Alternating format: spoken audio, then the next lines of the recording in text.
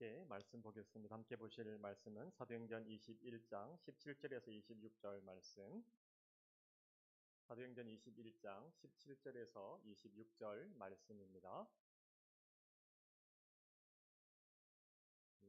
찾으셨으면 한 절씩 교독하도록 하겠습니다. 제가 먼저 17절 말씀 읽겠습니다. 예루살렘에 이르니 형제들이 우리를 기꺼이 영접하거늘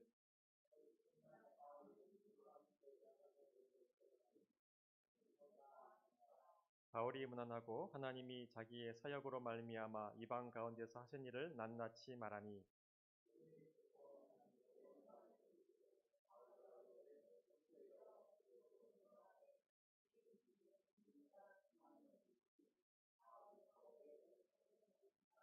네가 이방에 있는 모든 유대인을 가르치되 모세를 배반하고 이들에게 할 일을 행하지 말고 또 관습을 지키지 말라 한다함을 그들이 들었도다.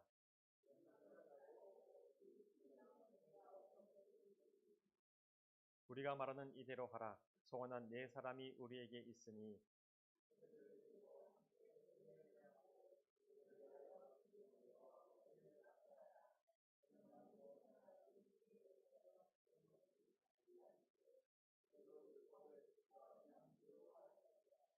주를 믿는 이방인에게는 우리가 우상의 제물과 피와 목매어 죽인 것과 음행을 피할 것을 결의하고 편지하였느니라 하니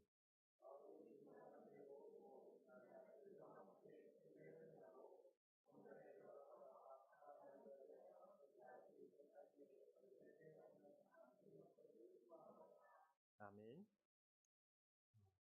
우리의 신앙은요, 구체적인 적용이 있어야 됩니다. 내 마음에 감동을 주는 예배도 중요하겠지만 내가 어떻게 살 것인가를 고민하는 것이 우리의 신앙이 되어야 됩니다. 그래서 말씀에서 우리에게 기도하라라고 하면 실제로 기도해야 될 것이고요. 말씀이 우리에게 용서하라라고 하면 우리가 용서에 실패할지라도 계속해서 용서를 해보는 것, 이게 우리의 신앙생활이라는 거예요. 그러니까 여러분, 우리가 신앙생활을 바르게 하기만 한다면 우리 마음에 평안함이 아니라 내적인 갈등이 일어날 수밖에 없습니다. 왜냐하면 우리가 신앙생활을 바로 하고 말씀에 순종하면 내 성격, 내 습관과 계속해서 부딪히게 될 수밖에 없지요. 말씀에 순종하려고 하면 내 안에서 계속해서 갈등이 일어납니다. 교회를 다니면, 예수를 믿으면 내 마음이 항상 좋고 편하다, 그렇지 않습니다. 제대로 믿으면 내 마음에 항상 갈등이 있고요, 부딪힘이 있습니다. 왜냐하면 나의 고집이 있잖아요. 내 습관이 있잖아요. 내 안에 쓴뿌리들이 있잖아요. 그게 계속해서 말씀과 부딪힌다는 거죠. 그러니까 얼마나 어색하고 괴롭고 부자연스럽겠습니까? 그러니까 교회 나가는 것이 어떨 때는 너무 좋지만 어떨 때는 또 부담도 돼요. 그렇지만 이 내적인 갈등을 지나가야 비로소 우리는 변화가 되고요, 성숙을 맛볼 수 있다는 거예요. 자유를 맛볼 수 있다는 거예요. 우리가 보통 생각할 때 자유는 내 마음대로 하는 것을 자유라고 생각을 해요. 그러나 그렇지 않습니다. 예수님 믿으면, 교회 다니면 내가 하고 싶은 것 마음껏 펼칠 수 있도록 하나님이 나를 도와주실 것이다. 물론 맞는 말인데 그게 진정한 자유가 아니라는 거예요. 진짜 자유는 훈련과 절제를 통해서 나오게 됩니다. 제가 예전에 지금도 뭐 못 치지만 저희 그 동료 목사님 중에, 선배 목사님 중에 테니스를 잘 치시는 분이 있어요. 그러니까 한 번도 테니스를 안 쳐봤는데요, 참 재미있게 보이더라고요. 그래서 저도 목사님 테니스 한번 따라가서 쳐보고 싶어요. 따라오라 그러더라고요. 보통 초보자들한테는 뭐 게임을 안 시킨대요. 근데 제가 막 우겨가지고 이제 테니스 라켓을 잡았습니다. 테니스를 게임을 시켜주는 게 아니라 계속 벽치기를 하라는 거예요. 공을 가지고.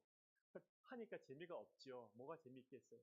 근데 선배 목사님 하는 거 보니까 저도 할만 하겠더라고요. 그래서 제가 하겠다고 막 우겨가지고 이제 그 코트에 들었었어요. 그래서 이제 그 선배 목사님이 이렇게 하라고 지시를 합니다. 근데 제가 그 말을 안 듣고요, 제 마음대로 막 휘둘러 보는 거예요. 처음에 몇 번은 잘 들어가요. 근데 막 제가 좋아하면서 그 보라고, 잘하지 않냐고 그랬는데요, 막상 시합에 딱 들어가니까 완전히 아무것도 안 되는 거 있죠. 공이 마음대로 가지도 않고 쳤다 하면 아웃이고요. 서브도 안 들어가고요. 그렇게 뭐 비참할 수가 없어요. 제가 그때 알게 된 건요. 내가 내 마음대로 휘두르는 게 자유가 아니라는 거예요. 그래서 처음부터 자세를 배웁니다.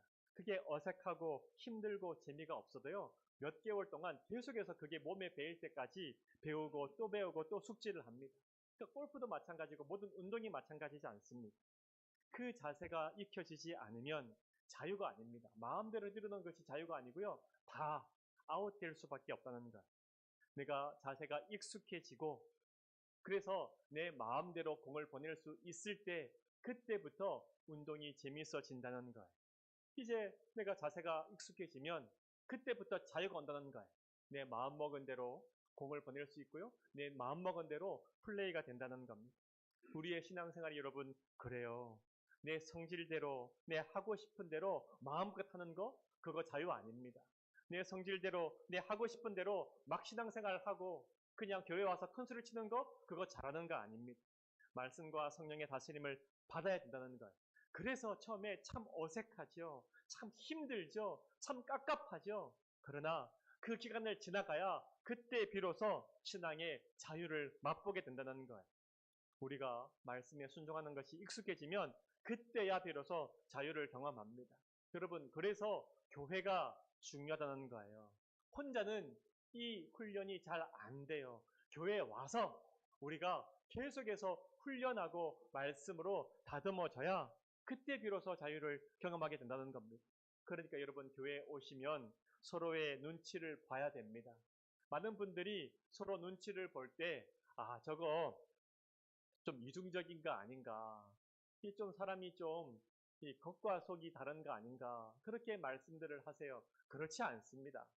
여러분, 우리가 교회에 오면 서로의 눈치를 꼭 보시기를 바래요. 눈치를 보면서 뭘 배웁니까? 예의를 배우고요. 나를 조심하는 법을 배운다는 거예요. 목사님, 저는 뭐 그렇게 이중적인 삶을 살고 싶지 않습니다. 저는 내 모습대로 다 할 겁니다. 그렇게 얘기하시는 분들이 있어요. 근데요, 그거 정직한 게 아니고요. 예의가 뭔지를 모른다는 거예요. 사람들의 눈치를 보고 자기를 절제하고 자제하고 자기의 성격을 죽이고 이게 아주 중요한 훈련인데요. 이거를 교회에서 해야 된다는 것. 그러므로 여러분, 우리의 신앙이 자라갈수록 눈치 볼 사람들이 많이 생기는 것이 복입니다. 어떤 분들은 신앙이 자라가고 교회에서 오래되면 눈치 볼 사람들이 적어지는 거, 그거 망하는 길입니다. 얼마나 많은 이 직분자들이, 목사님들이 점점 그 교회에서 오래돼서 눈치 볼 사람들이 없어서 망하는지 아세요? 눈치 볼 사람이 많은 게 복이라는 거예요. 성질대로, 마음대로 할 수 없는 게 복이라는 것.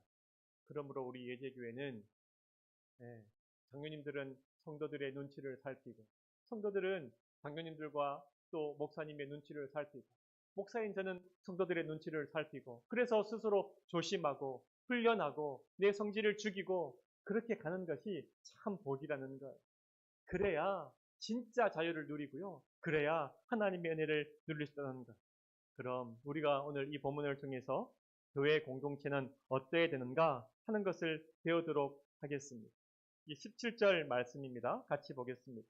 17절 말씀 시작. 예루살렘에 이르니 형제들이 우리를 기꺼이 영접하거늘. 아멘. 바울이 드디어 예루살렘에 도착했습니다. 네, 도착을 했는데요. 그 예루살렘 교회에 바울을 반갑게 맞아주는, 영접해주는 형제들이 있었다라는 거예요. 참 중요합니다. 여러분, 환대를 받았다는 거예요. 환대는요, 그리스도인의 신앙의 특징 중에 가장 중요한 한 가지라는 겁니다. 내가 진짜 예수님을 따라간다면, 주의 제자가 되었다면, 이 그리스도 안에서 형제자매된 이 사람들을 환대할 줄 아는 것. 이게 영성의 가장 중요한 특징 중에 하나라는 거예요. 가려서 환대하고, 가려서 환영하고, 가려서 무시하고 하는 게 아니라 누구든지 나에게 찾아오는 사람들, 우리 교회 찾아오는 사람들 다 환영하고 환대하는 거, 이게 중요한 영성의 특징이라는 거예요. 우리가 이런 경험을 많이 하지 않아요? 낯선 곳에 가요. 그런데요, 그곳에서 뜻하지 않은 환영과 환대를 받을 때 얼마나 힘이 되고 위로가 되고 격려가 되는지 모릅니다. 나를 잘 모르는 사람인데 한 번도 만난 적이 없는 사람인데 예수님 때문에 나를 환영한다는 거예요. 예수님 때문에 나에게 환대를 베푼다는 거예요. 얼마나 힘이 되는지. 그런 환대는요, 나에게 무엇을 바라고 베푸는 친절이 아니라 이 조건 없는 사랑 아니겠어요? 그러니까 우리가 조건 없는 사랑을 뜻하지 않을 때 받으면 우리의 마음이 치유가 되기도 하고요. 이 우리의 마음에 참 힘과 위로를 주는 능력이 이 환영과 환대에 있다는 거예요. 제가 청년 사역을 할 때 종종 청년들을 데리고 이 선교 여행을 갑니다. 낯선 나라에 가게 돼서 저별로 흩어서 보냅니다. 흩어서 보내면 이 나중에 돌아와서 보고를 하는데요. 그 조원들 중에 꼭 뜻하지 않은 이 친절을 경험한 조들이 꼭 있습니다. 어떤 조는 이렇게 얘기해요. 간사님, 제가 택시를 탔는데요. 택시기사와 이야기를 하다가 그 우연히 종교 얘기가 나와서 제가 기독교인이고 전도 여행을 왔다고 그러니까 택시기사가 너무 반가워하면서 나도 기독교인이다. 이 젊은 나이에 이렇게 전도하러 왔냐 이러면서 택시비를 안 받으셨어요.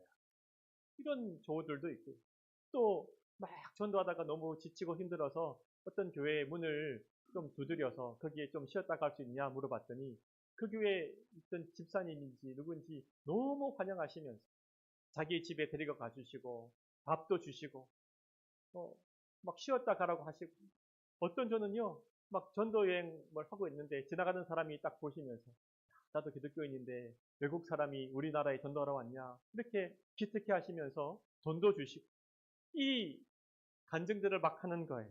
근데요 중요한 게 뭔지 아세요? 나중에 이제 이 전도 여행을 다 마치고 간증을 할 때요 제일 기억에 남고 은혜가 되는 게 뭐냐라고 했을 때 내가 이 나라에 와서 나를 처음 본 기독교인이 나를 환대해 준 거. 이게 잊지 못할 경험이고 너무너무 큰 힘이 되었다는 거예요. 그게 제일 은혜가 되었다는 거예요. 그러면서 그동안 복음 전하면서 힘들었던 거. 한국에 있을 때 내가 참 힘들게 살았는데 그래서 이 전도 여행을 그냥 뭐 누군가에 의해서 억지로 참석했는데 알지도 못하는 사람들이 나에게 베푼 그 친절, 그 환대 때문에 내 마음이 참 많이 치유가 되고 힘을 얻고 위로를 받았다고 하는 친구들이 참 많습니다. 주님께서 나에게 보내주신 천사 같았다. 하나님께서 그동안 내가 힘들었던 것에 대해서 또 힘들지라고 말씀하시는 것 같았다. 이런 말씀, 이런 얘기들을 참 많이 합니다. 이게 얼마나 우리를 힘있게 하는지 모릅니다. 그러므로 우리 예제교회 성도 여러분, 우리 예제교회에 누구든지 우리 예제교회에 들어오시는 사람들은 다 환영받기를 원합니다. 환영하는 우리의 성도들이 되기를 바랍니다. 우리 교회에 이런 분들 없으시기를 바라요. 누가 또 이제 교회에 왔어요. 그러면 보고 너무 잘 오셨다고, 너무 반갑다, 함께 예배해서 너무 좋다고 이렇게 얘기해 되는데 어쩐 일이야? 오늘 해가 서쪽에서 뜨겠네? 이렇게 예, 자기는 친하다고 농담한다고 하는데 이렇게 얘기를 하지 마시기를 바래요. 얼마나 마음이 예, 그렇게 했어요. 큰맘 먹고 왔는데 이런 건 환영이 아닙니다. 누구든지 오면 정말 반가운 마음으로 환영하십시오. 누구든지 오면 너무 잘 왔다고 하십시오. 그리고 누구든지 오면 화끈하게 웃는 얼굴로 그 사람들을 한번 맞아주십시오. 나는 그 사람한테 생각 없이 한번 웃어줬는데 그게 그 사람에게 얼마나 큰 힘이 될지. 정말 한 주간 동안 너무너무 힘들었는데 그 사람 환하게 웃어주면서 손잡아주면서 참 잘 왔다. 이 한마디가 얼마나 힘이 되는지 우리를 통해서 주님께서 어떻게 역사하실지 우리는 모르잖아요. 환대하는 예제교회가 되기를 바랍니다. 누군가 내 마음 가운데 생각이 나면 우리 성도들 중에 생각이 나면 목사님 그 집사님 무슨 일이 있어요? 목사님 누구 왜 안 보여요? 저한테 묻지 말고 생각이 나면 카톡 하십시오. 집사님 왜 안 보이십니까? 청년들 중에 내가 뭐 잘 모르겠지만 오늘 안 보여서 궁금해서 카톡합니다. 오늘 한 주간도 잘 보내시기 바랍니다. 카톡 한 번씩 보내주는 우리 예제 교회가 꼭 되기를 바랍니다. 18절과 19절 말씀 함께 보겠습니다. 시작. 그 이튿날 바울이 우리와 함께 야고보에게로 들어가니 장로들도 다 있더라. 바울이 문안하고 하나님이 자기의 사역으로 말미암아 이방 가운데 사신 일을 낱낱이 말하니. 아멘. 이제 예루살렘에 도착하고 다음 날 예루살렘 교회 리더인 야고보를 바울이 만나러 갔습니다. 그곳에 갔더니 예루살렘 교회의 장로들도 같이 있었고요. 바울이 이제 문안 인사를 하고 자기의 사역을 보고를 해요. 그러니까 바울을 파송한 교회는 예루살렘 교회가 아니죠. 안디옥 교회죠. 그러니까 굳이 예루살렘 교회에 가서 선교 보고를 할 이유는 없어요. 그런데 바울이 장로들을 만나서 야고보를 만나서 그냥 다른 얘기한 게 아니라 이 자기 자신의 선교 사역에 대해서 나눔을 합니다. 근데 바울이 선교 사역에 나눔을 할 때 참 중요한 단어가 하나가 있는데요. 뭔가 하면 하나님이라는 거예요. 하나님이 자기의 사역으로 말미암아 이방 가운데서 하신 일을 낱낱이 말했다. 이렇게 얘기를 합니다. 하나님이 바울을 통해서 바울의 사역을 통해서 하신 일이 뭐예요? 바울의 3차 전도 여행 기간 중에 우리가 지금까지 계속 살펴왔던 것처럼 참 놀라운 일들이 많이 있었습니다. 에베소에 갔더니 제자들이 예수님을 알고 있는데 성령에 대해서 들어본 적도 없습니다. 바울이 그 제자들을 위해서 기도하자 그 제자들이 성령을 받고 방언을 하기 시작합니다. 성령의 역사가 있었죠. 그 에베소에서 3년 동안 도란노 소원에서 말씀을 가르쳤고요. 이 제자를 양육을 했습니다. 그 전까지는 바울이 그냥 교회를 개척하고 다른 곳에 옮겨 다녔다면 이 3차 전도 여행에서는요. 바울이 비로소 그곳에 오래 있어서 제자를 양육하기 시작했다는 거예요. 이 제자 양육을 받은 사람들이 어떻게 그 말씀대로 살았는지 아시아에 있는 사람들이 다 주의 말씀을 들었다라고 하는 놀라운 역사가 있었습니다. 바울을 통해서 기적도 나타났는데요. 병자가 낫고 귀신들이 쫓겨가기 시작합니다. 심지어 사람들이 바울이 바빠서 못 오면 바울의 가지고 있던 손수건이나 바울이 메고 있던 앞치마를 가져다가 병자 위에 놓으면요. 병이 낫기도 합니다. 얼마나 놀라운 일인지 몰라요. 그리고 이방인들의 회심자들이 엄청나게 많이 생기기 시작했어요. 그리고 선교여행 마지막에는 유두고라는 청년을 죽음에서 살리기도 했습니다. 이렇게 엄청난 일들을 바울이 낱낱이 얘기하는데요. 그때 중요한 말을 뭐라고 얘기하는가 하면 하나님께서 자기를 통해서 하신 일이라 그러는 거예요. 내가 한 게 아니라 내 선교 사역이 아니라 내가 어떤 일을 했는지 아니라 하나님께서 나를 통해서 하신 일이라는 거예요. 내가 한 일이 아니라 나를 통해서 하나님이 하신 일이었다 이렇게 얘기하는 거예요. 바울이요. 간증을 하면서 자기 자랑을 한 게 아닙니다. 충분히 자랑할 만하죠. 만약 저 같았으면요. 엄청나게 자랑했을 것 같아요. 기독교 TV에도 나오고요. 인터뷰도 하고요. 책도 쓰고요. 장난 아니었을 것 같아요. 근데 바울이 자기 자랑한 것 아니었다는 거예요. 자기 간증을 하면서 막 부풀리거나 과장하거나 자기를 과시한 것도 아니었던 거예요. 그래서 바울 하면 모든 사람들이 다 우러러보고 모든 사람들이 바울 앞에서 병 낫기를 위해서 줄 서고 그런 것 아니었다는 거예요. 내가 얼마나 주님을 위해서 고생했는지 그런 것도 말하지 않았어요. 우리가 만나면 꼭 자랑하잖아요. 내가 얼마나 고생했나. 남자들은 군대 얘기 많이 하죠. 군대 얘기 뭐 합니까? 군대에서 누가 더 많이 고생했나. 아무것도 아니에요. 나는 장난 아니죠. 우리가 항상 누가 더 많이 고생했나. 이런 자랑들 하잖아요. 그런 거 얘기한 거 아닙니다. 그저 하나님이 나 아무것도 아닌데 하나님께서 내 인생을 통해서 나를 통해서 어떻게 일하셨냐 그 얘기를 하고 있다는 거예요. 여러분 이게 나눔의 핵심이라는 거예요. 우리가 믿는 사람들끼리 만나서 교제하고 나눔을 할 때요. 예수님이 드러나야 됩니다. 내가 드러나면 안 된다는 거예요. 우리가 만나서 나눔을 할 때 예수님이 아니라 내가 은근히 드러나게 되면 사람들은 다 압니다. 이게 내가 자랑하지 않는 것 같이 얘기하지만 그게 자랑인 줄 알아요. 나 얼마나 힘들고 고생했다라고 얘기하지만 그게 또 자랑인 줄 알아요. 사람들은 다 압니다. 다 느낍니다. 우리가 나눔할 때 내가 드러나면 반드시 문제가 생깁니다. 내가 드러나니까 어떻게 됩니까? 사람들이 그 얘기를 들으면서 참 감사하고 주님을 생각하는 게 아니라 자꾸만 비교하게 되고요. 자꾸만 질투하게 되고요. 또 잘난 척하네. 그게 뭐라고? 누가 그렇게 안 해본 사람 있나? 내가 말을 안 해서 그렇지. 또 저 조그만 거 가지고 또 자기 자랑하네. 이런 생각이 막 든다는 거예요. 그러니까 나눔이 전혀 은혜롭지가 않습니다. 다 웃으면서 아우 그러셨어요. 아우 잘하셨어 하는데 속은 막 부글부글 끓는 거죠. 아이고 잘났다. 누군 그거 안 해봤나? 그 나눔을 해도요. 은혜가 없습니다. 은혜가 없습니다. 사람이 자꾸만 드러나기 때문에 그렇습니다. 그러니까 자꾸만 사람들로 하여금 질투를 유발하고요. 경쟁심을 불러일으키고요. 비교하게 되고요. 이게 나눔에 무슨 의미가 있습니까? 무슨 힘이 있습니까? 그러므로 우리 예제교회 성도들은요. 이렇게 나눔하시기를 바랍니다. 여러분 가운데 누군가 무슨 좋은 일을 했다고 하면 진짜 진심으로 내가 했어요. 이게 아니라 주님이 하신 일입니다. 주님께서 하셨죠. 주님께서 나에게 마음 주셔서 하셨죠. 제가 뭐 실력이 있어서 했을까요? 누군가 내가 다른 사람에게 도움을 줬다면 그래 이거 꼭 기억하고 잊지 말아라. 다음에 꼭 갚아라. 이런 뉘앙스로 자꾸만 눈치를 주지 말고 주님이 나를 통해서 하신 일이죠. 주님께서 나를 통해서 하라고 하셨으니까 하셨죠. 나 아무것도 아닙니다. 그냥 잊지 말고요.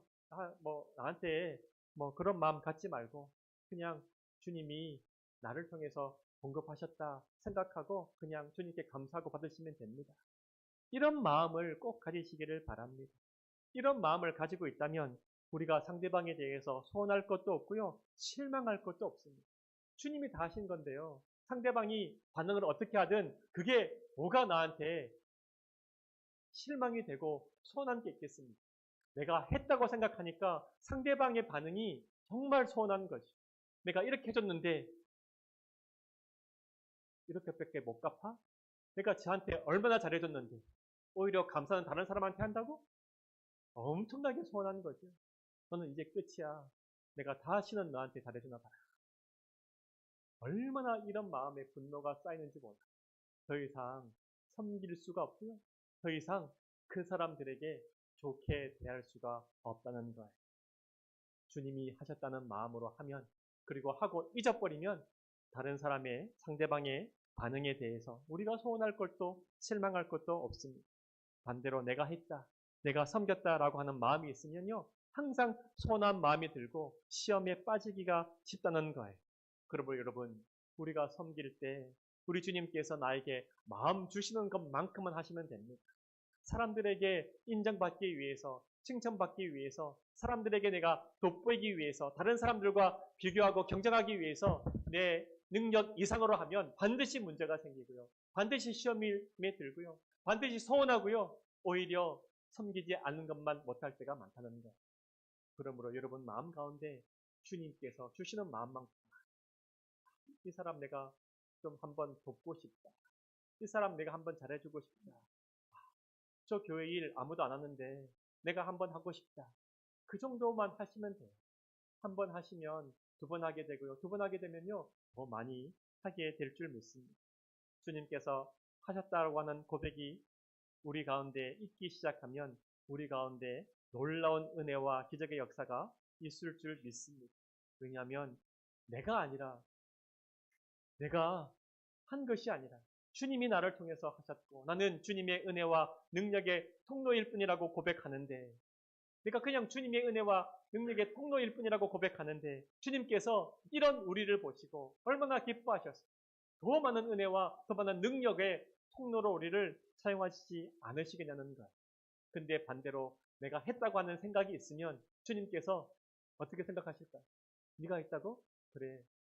너 혼자 네 힘대로 다 잘해봐. 네가 다 하고 네가 다 영광 받으니까 그래 네 힘대로 그냥 해봐. 인간적인 열심밖에는 없어요. 근데요, 내가 아니라 주님이 하셨다.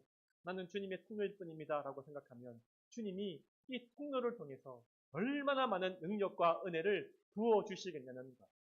여러분, 내가 했다는 게 아니라 주님의 통로가 되기를 사모하시기를 바랍니다. 내가 그러면 힘을 들이지 않아도 나를 통해서 주님께서 놀라운 역사를 하실 줄 믿습니다. 이제 20절과 26절 말씀 이제 조금 긴데요. 다 읽진 않고 20절과 26절의 말씀 이제 바울이 선교 보고를 하자 이 얘기를 듣고 예수님만 드러나니까 모든 사람들이 하나님께 영광을 돌립니다. 우리의 간증의 우리의 나눔의 결론이 하나님께 영광이어야 그게 바른 나눔입니다. 우리의 간증과 나눔이 내가 생각이 난다면 사람이 생각이 난다면 그건 잘못된 나눔과 간증입니다. 우리의 봉사의 마지막이 하나님께 영광이 되는 은혜와 축복을 누리시기를 바랍니다. 그 간증이 다 끝나고 나서 갑자기 이 야고보와 예루살렘 교회의 장로들이 바울에게 이상한 요구를 하기 시작해요. 예루살렘 교회가 그동안 엄청나게 성장해서 믿는 자가 수만 명이 되었다고 해요. 초대형 교회가 된 거죠. 그런데 이 큰 교회에 문제가 생겼다는 거예요. 바로 대부분의 성도들이 율법을 너무나 중요하게 생각했다는 겁니다. 그리고 율법을 중요하게 생각하니까 바울에 대한 거짓 소문이 퍼지기 시작했죠. 바울이 율법을 지킬 필요도 없고 우리의 아들들에게 할례를 할 필요도 없고 모세를 무시한다. 이렇게 이 소문이 퍼지기 시작한 거예요. 이 소문을 듣고요. 이렇게 큰 교회에서 한 번도 바울에게 제대로 확인해 보지도 않고 일방적인 소문을 듣고 예루살렘에 있는 교인들이 바울에 대한 악감정을 가지기 시작했다는 거예요. 교회가 바울을 통해서 이방인들에게 구원을 베푸신 하나님의 놀라운 성교의 소식을 듣고도 오히려 반응이 없고요. 악감정을 먼저 내세웠다는 거예요. 그래서 너 율법 지켜 안 지켜? 그래서 너 할례를 해야 돼 말아야 돼? 이 얘기밖에 할 게 없다는 거예요. 자기들과 같은 성령을 하나님이 이방인들에게 부어주셨음을 듣고도 마음을 열고 바울의 얘기를 들으려고 하지 않다는 거예요. 그래서 바울 너 율법 지킨다는 거야 안 지킨다는 거야? 이것밖에 없다는 거예요. 그러면 여러분 교회는요 규모가 중요한 게 아닙니다. 이 교회에 예루살렘 교회에 수만 명의 교인들이 있었음에도 불구하고 이 생명의 역사, 생명의 보고를 듣고도 반응이 그래 알았어. 그럼 너 율법 지키는 거야 안 지키는 거야? 할례를 해야 되네 말해야 돼. 이것밖에 없다는 거야. 여러분 그러므로 교회는 규모가 중요한 게 아니에요. 생명력이 있는 거예요. 생명력이 없는 교회는요 아무리 규모가 커도 그 교회는 주님의 도구가 될 수가 없어요. 교회가 자기 조직을 보호하고 자신들의 기득권을 지키기 시작하면요 생명과 이 주님의 말씀에 대한 열정과 감격이 줄어들기 시작합니다. 그래서 복음 사역을 귀하게 생각하고 말씀을 가르치는 사람들을 존중하고 귀하게 여기는 마음들이 없어집니다. 연약한 사람들이 보호받고 주를 위해 진정으로 수고하는 사람들을 존중하는 마음이 그 교회에 없어지기 시작한다는 거예요. 왜요? 너무 크니까, 너무 부유하니까, 너무 가진 게 많으니까 그런 사람들이 눈에 안 보이기 시작한다는 거예요.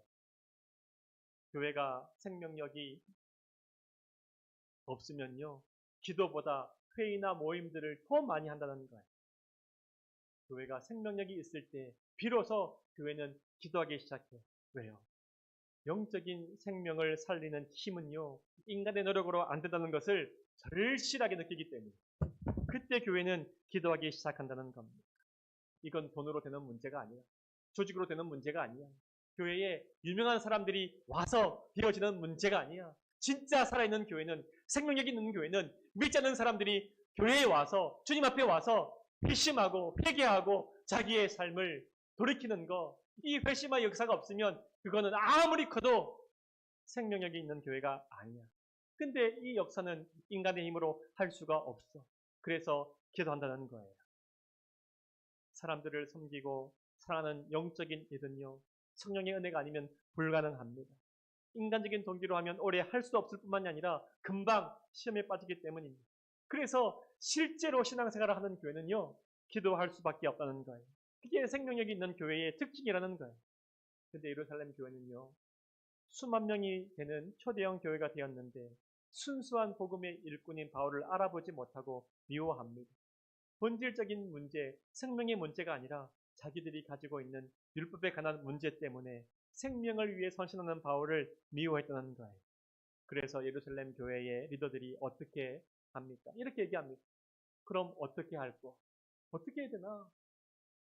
방법을 모른다는 거예요. 어떻게 해야 되나? 그래서 생각한 방법이 뭐예요? 인간적인 방법이에요. 우리 교회에 소원한 4사람이 있으니까 이 사람들을 위해서 정결 비용을 내라.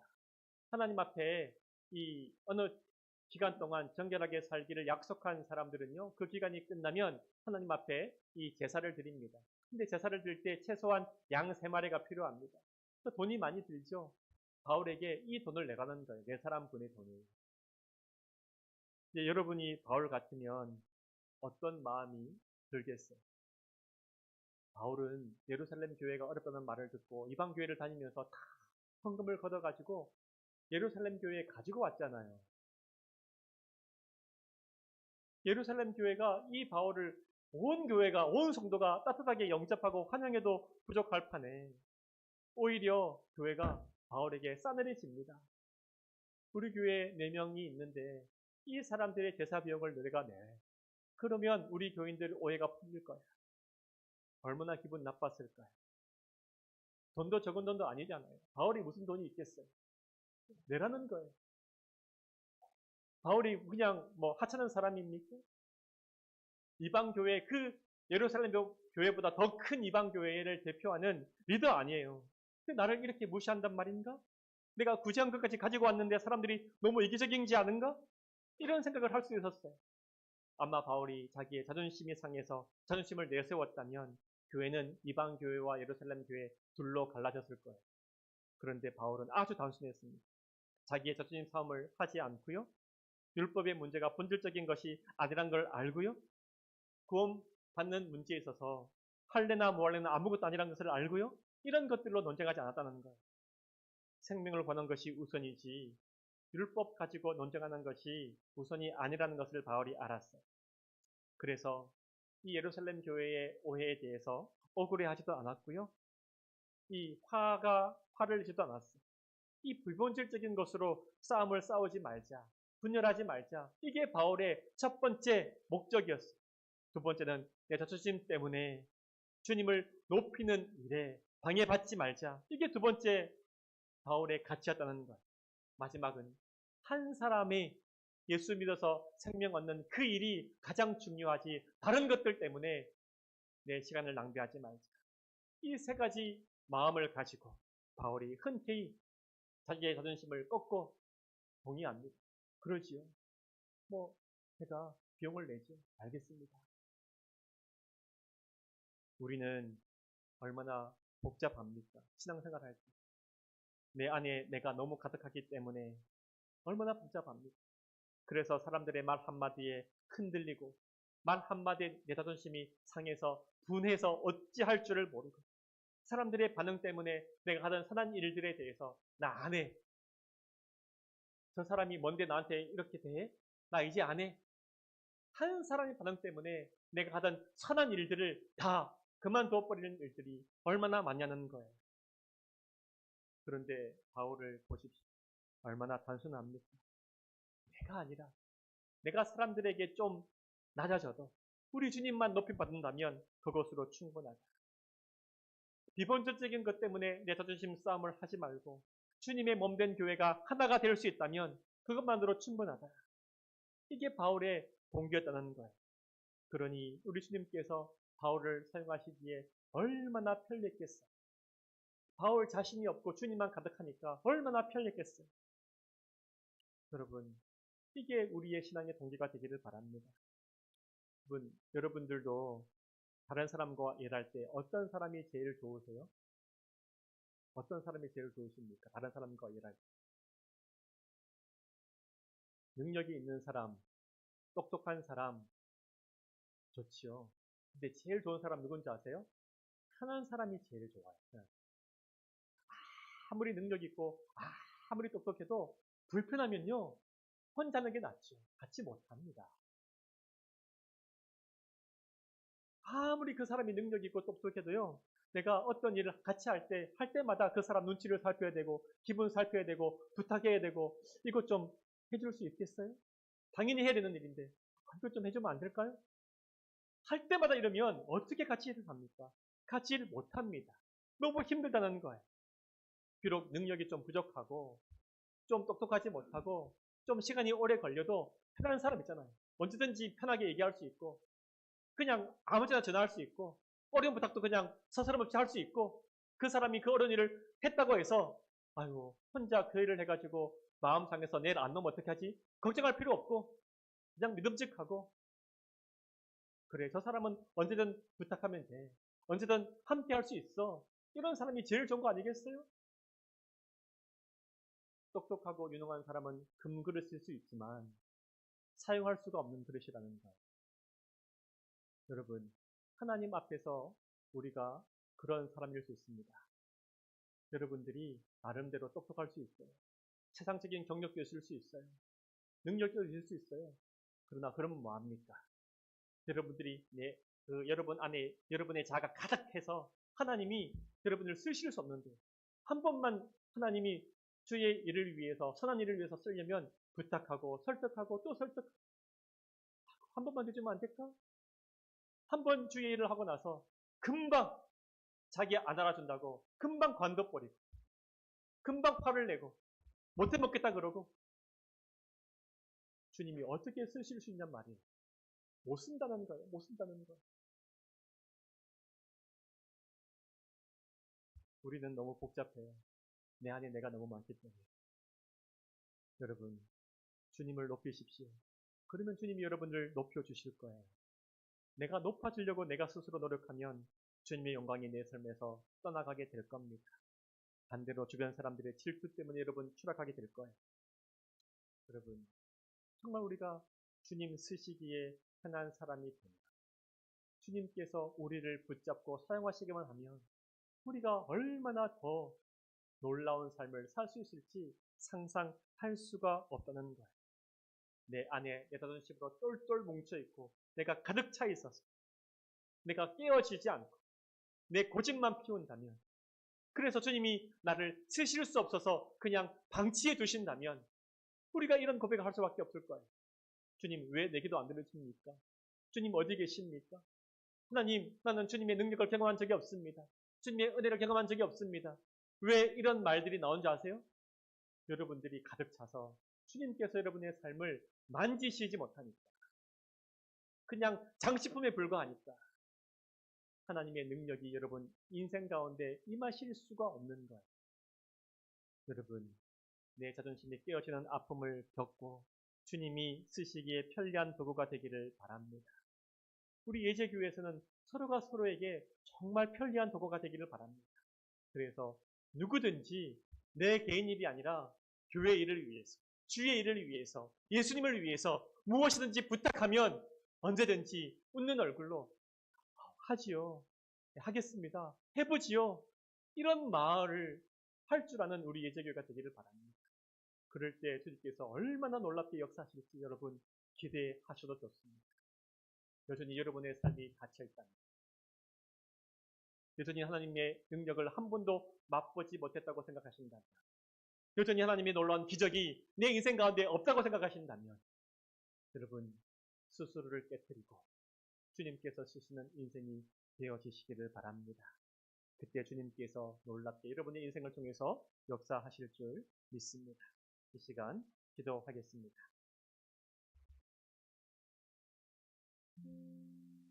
이 시간 우리 기도할 때요. 주님, 나를 사용하여 주옵소서. 내가 내 안에 너무 가득 차 있습니다. 내 자존심 때문에 주위의 선한 일을 망쳐버린 일들이 얼마나 많은지 모르겠습니다. 아직까지 내가 주님을 믿으면서 주님의 능력과 은혜와 기적과 그 놀라운 성령의 역사를 경험해보지 못했다면 내가 주님의 편리한 도구가 되어지지 않았기 때문에 그렇습니다. 여러분의 자존심을 깨뜨리고 주님 앞에 여러분을 내어 놓으시기를 바랍니다. 여러분의 성질을 죽이고 습관을 죽이고 생각을 죽이고 주님 앞에 온전히 여러분의 삶을 내어놓으십시오. 주님, 나를 사용하여 주옵소서. 주의 은혜를 부어 주옵소서. 본질에 집중하는 인생 살게 하여 주시옵소서. 함께 기도하시고요. 또 여러분, 풀어야 될 일들이 있지 않습니까? 비자의 문제와 건강의 문제와 자녀의 문제와 가족의 문제와 여러 가지 일들, 이 시간 주님 앞에 고백하기로 합니다. 주님, 나를 받아 주옵소서. 주의 뜻대로 내 인생 사용하여 주옵소서. 그래서 내가 꿈나는 것 주여 해결하여 주시고 주를 위해 마음껏 살도록 은혜 베풀어 주옵소서. 기도하겠습니다. 주님 아버지, 은혜를 감사합니다. 하나님 아버지여, 우리 안에 주께서 역사하여 주시옵소서. 우리 예제교회를 축복하여 주시고 예제교회가 하나님 아버지 환대하는 교회가 되게 하여 주시고 환영하는 교회가 되게 하여 주시옵소서. 주여, 우리 성도들이 자신을 내려놓고 아버지 하나님을 깨뜨려 주님 앞에 쓰임받는 인생 되게 하여 주시옵소서. 주여, 쫓아서 하나님 앞에 쓰임받지 못하는 그릇이 되지 못하게 하여 주옵소서. 비록 금 그릇일지라도 은 그릇일지라도 아버지여, 주님이 쓰지 못하면 무슨 소용이 있습니까? 주여, 우리 자신을 내어놓고 우리의 자존심과 자아를 깨뜨리고 주께서 쓰시게 변한 그릇이 되게 하여 주옵소서. 주님이 원하신다면, 주님이 일하면 예수 그리스도의 이름으로 우리가 모든 것들을 아버지 아멘하고 이해하고 순종하는 은혜가 있게 도와주시고 내 인생을 내어놓고 주님께서 우리의 사용하실 때 주여, 우리 인생 가운데 주의 은혜와 주의 능력과 성령의 역사와 기적과 놀라운 일들이 넘치게 하여 주옵소서. 아버지의 성도들의 아버지 비자의 문제와 건강의 문제와 가정의 문제와 자녀의 문제와 모든 것들을 주여 해결하여 주시고 주여 역사해 주시옵소서.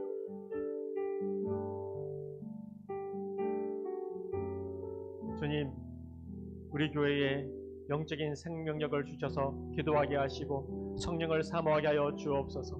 서로 환대하는 마음 주셔서 만날 때마다 힘과 위로를 얻게 하여 주옵소서.